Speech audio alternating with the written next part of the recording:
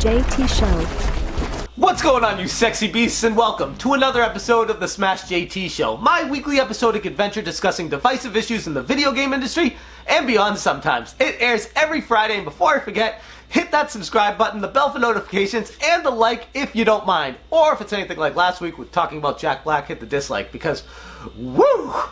Anyways, let's just jump right into it. For this week, we gotta talk about a brand new console joining the battle to fight against the Sony PlayStation 5 and the Xbox 2, or whatever they end up calling that thing. This is going to be called the Mad Box, and it's coming from Slightly Mad Studios, who you may know from games like Project Cars, which came out for the Xbox One and PlayStation 4.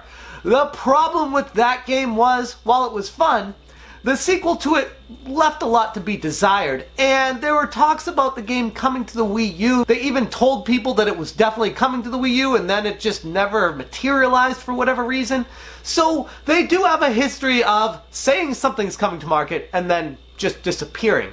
And when talking about a console, especially in the future, this thing, they're saying it's not coming for at least 2.5 years from right now. So we got a ways to go before it even hits the market. They don't release any specs. They don't talk about the internals whatsoever. They don't even know because they're still talking to manufacturers about what's going to go into this thing. And I'm getting the vibe of a Atari VCS type thing coming out of this, but I don't want to claim scam right now because it's so early and these guys might have a dream they want to come to fruition. But in all honesty, the idea of this thing, which I'll get into in a minute, I'm highly skeptical of if it's something that could actually work. First off, here are some images that have been released by Slightly Mad Studios of what the Mad Box is supposedly going to look like. And even though they claim it's not a PC, it's definitely a game console, these game consoles called the Mad Box certainly look a lot like PCs, all the way down to having translucent sides and showing fans that are visible from the photo.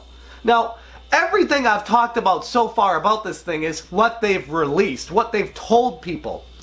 Everything else is very up to debate. Most of the information I'll be dispensing during this video is coming directly from Bell, the CEO of Slightly Mad Studios, during an interview with Variety. And during this interview, he goes on to say, it will support most major VR headsets and those upcoming, and the specs will be equivalent to a very fast PC 2 years from now. We're in early talks with manufacturers of components, so we can't say much more right now other than that we have designs spec'd out in detail. Bell clarified for the VR that they plan on having 60 frames per second per eye, and that the console itself will be a total of 120 frames per second maximum. We think the industry is a little too much of a monopoly or a micro-oligopoly, Bell explained. We think competition is healthy, and we have the required hardware contacts to be able to bring something epic to fruition based on our designs. Everything about this thing screams a PC. Even though they say it's a console,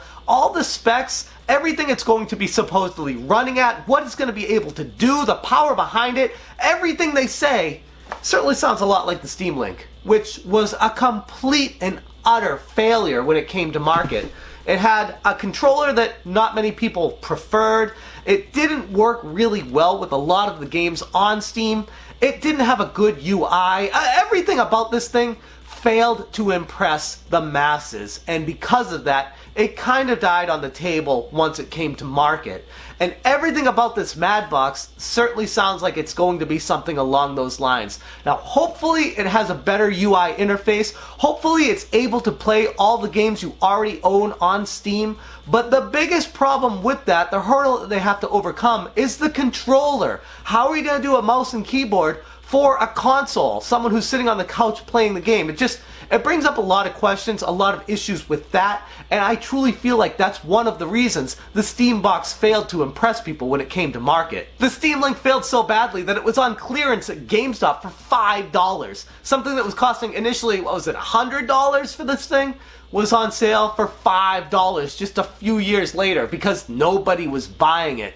So it's really hard for me to get over the hurdle of, if that failed, how would another console coming into the fray defeat PlayStation and Xbox if it's going to be doing basically the same things, just at better resolutions? Which brings up The biggest question in all of this is, how much is it gonna cost? Because based off the specs of the output that Bell says this is gonna be able to do, it sounds like it's going to be extremely expensive. And while no pricing information was detailed, I did personally reach out to Bell with a tweet asking about how much this would cost, with a little bit of a tongue-in-cheek because, yes, I am a bit skeptical about this. Ian Bell said, "The Mad Box is coming." And I replied, "Any info on pricing? Based off the specs, it sounds like Homer Simpson designing a car." I want a horn here, here, and here. You can never find a horn when you're mad. And they should all play La Cucaracha. To which Ian Bell replied, "My brain is slightly larger, to be fair." So at least he's joking about it and being playful about this, but he didn't answer the question about even a ballpark of how much this thing's gonna cost. And based off of what he's saying it's gonna be able to do, it sounds like it's gonna cost upwards of $600 or more. Now, pricing of computing parts may come down in the next 2.5 years. In fact, it always seems to.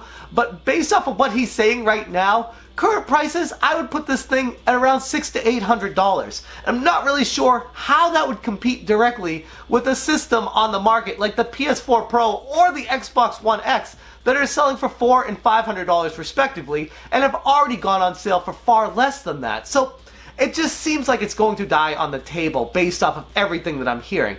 He is saying this thing's going to be open source for other companies to be able to make whatever games they want for it, and they're not going to get involved with any of that.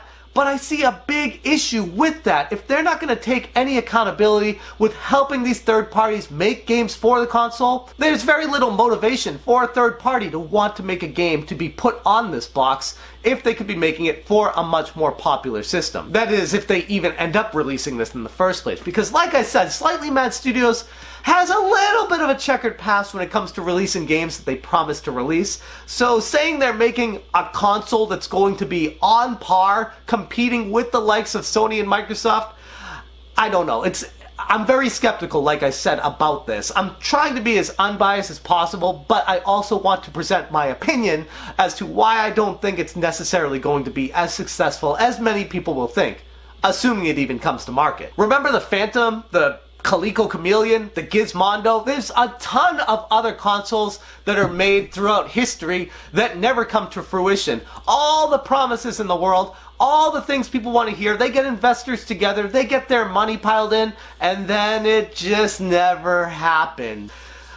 As much as my brain is telling me, no, this is not going to be successful, this doesn't have a chance in hell, there is a part of me that says something like this is necessary to break up these companies that have a click, that have the market cornered.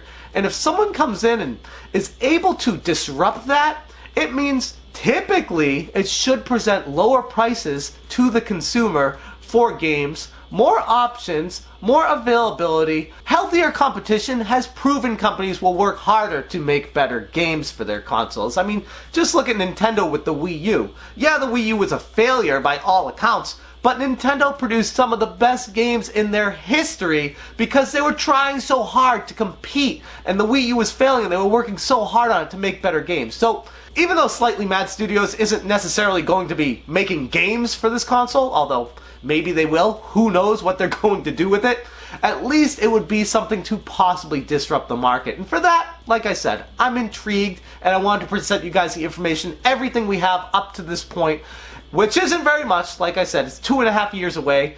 Still very exciting, but approach this with an awful lot of skepticism. Which begs the question for you, do you want another console out there competing with the big three? Or in this case, it's really just competing with the big two because it's going for the heavy graphics like PlayStation and Xbox have. Nintendo's not really going to be a part of this conversation because they kind of do their own thing. But as far as the heavy competition is concerned, do you feel like there's room for another console manufacturer? Someone to shuffle the marketplace and maybe make them be on their toes a little bit more? Or do you kind of like it how it is right now? With the major three out there, there isn't really room for a fourth one to come in and fight against them. Be very interested to hear where you stand on that. And with that being said, moving on to this week's smashing video of the week, and that comes to us from the smashing creator of the month, who is Oddpod and his review of Jingle All The Way. Not just a basic review though, this guy does so much work on his videos, it definitely deserves recognition and your time watching it. He has puppets, he puts a ton of time into scripting, editing, recording, putting it all together, and this was an amazing collaboration with a ton of other channels, including one of my favorites out there, Slope's Game Room. Definitely check it out if you haven't seen it, you will not regret it. Have a nice Christmas, Rad. Indeed. Goodbye. So, where are the other Oddpod team members? Oh, Boggle and Brock and Flip are all away for Christmas. It's just me, you, and Murray. Hey. Murray, aren't you going to introduce yourself to the new member of Oddpod, Ziggy? No. Ah, that's okay. I'm sure we'll have a good chatter sometime soon. Don't count on it. And this week's smashing game of the week is Super Smash Bros. Ultimate. It might be the smashing game of the week for the rest of my life because I am hardcore addicted to this. I've been doing a ton of live streams with it, having way too much fun. In fact, so much fun that I am missing out on a lot of obligations in my life because I just keep playing Smash Brothers with you guys. It's so much fun. If you haven't had a chance to stop by the live streams, like I said, hit the subscribe and the bell for notifications, and chances are I'm probably going to be live with Smash Brothers for the foreseeable future because it's just so much freaking fun. And that's where I'm going to leave this week's episode. Again, I want to say a special thank you to all the Patreons who help support this channel on a monthly basis with their pledges. Without your support, I would not be able to continue doing this, so thank you. If you're interested in joining them for as little as $1 per month, I'll put the link right there on the screen now. And if you haven't already, hit the subscribe and the bell for notifications if you like what you're seeing here. And if you missed last week's episode, and the extreme dislike fest that happened there talking about Jack Black, I'll put the link right there. That's all I got for you guys today. Thank you so much for watching, and as always, you stay sexy.